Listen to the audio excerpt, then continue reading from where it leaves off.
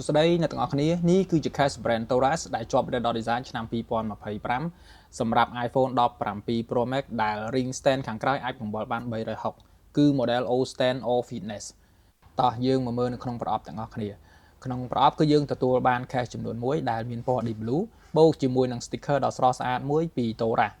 ហើយផ្នែកខាងក្រោយរបស់ case គឺជាពណ៌ថ្លាគ្រើមដែលមានពណ៌ deep blue ហើយនៅផ្នែកខាងក្រោមគឺមានរន្ធធំនិងផ្នែកជុំវិញរបស់ case គឺធ្វើឡើង fit ជាមួយនឹងដៃរបស់យើងធ្វើឲ្យយើងងាយស្រួលកាន់គ្រប់ពេលដែលយើងប្រើទូរស័ព្ទ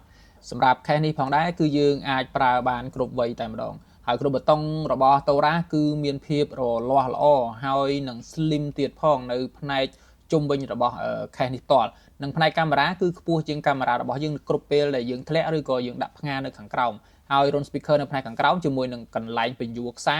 គឺធ្វើមកបានមាំល្អដូច្នេះហើយធ្វើឲ្យយើងងាយស្រួលកាន់នឹងផ្នែកទៀនរបស់ case នេះគឺធ្វើឡើង slim និងមាន clip តូចៗដែលធ្វើឲ្យយើងងាយស្រួលកាន់ជាមួយនឹងប៊ូតុងស្មើទៅនឹងសាច់ case តែម្ដងហើយជាក់ស្ដែង stand ដែលនៅខាងក្រោយនេះគឺយើងអាចបង្វិលបាន360ហើយយើងអាចបត់បានគ្រប់លក្ខខណ្ឌដែលយើងចង់ប្រើ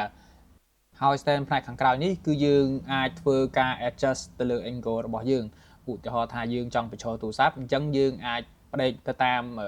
angle ណាមួយដែលយើងចង់បានឬក៏ទូរស័ព្ទយើងផ្ដេកក៏យើងអាច adjust angle ទៅតាមលក្ខខណ្ឌនៃការប្រើរបស់យើងផងដែរហើយលក្ខណៈពិសេសមួយទៀតគឺវាអាចប្រើបានគ្រប់ពណ៌ទូរស័ព្ទតែម្ដងឧទាហរណ៍ថាយើងប្រើជាមួយនឹងពណ៌ silver ក៏នៅតែបញ្ចេញពណ៌បានល្អហើយសតុំគឺបានន័យថាវាកាត់ស្នាមម្រាមដៃនិងស្នាមឆ្កួតបានយ៉ាងល្អនៅផ្នែកខាងក្រោយហើយជាមួយនឹងពណ៌ orange ក៏នៅតែបញ្ចេញពណ៌បានល្អបូកជាមួយនឹងការប្រើនៅផ្នែកខាងក្រោយគឺយើងអាចបញ្ឈរដៃយើងដើម្បីទប់នៅពេលដែលយើងកាន់ទូរស័ព្ទជាញឹកញាប់ដូច្នេះហើយគឺវាការពារទូរស័ព្ទរបស់យើងពីការធ្លាក់បានយ៉ាងល្អហើយសម្រាប់តម្រូវការអ្នកទាំងអស់គ្នាអាចស្វែងរកបាននៅគ្រប់សាខា US Store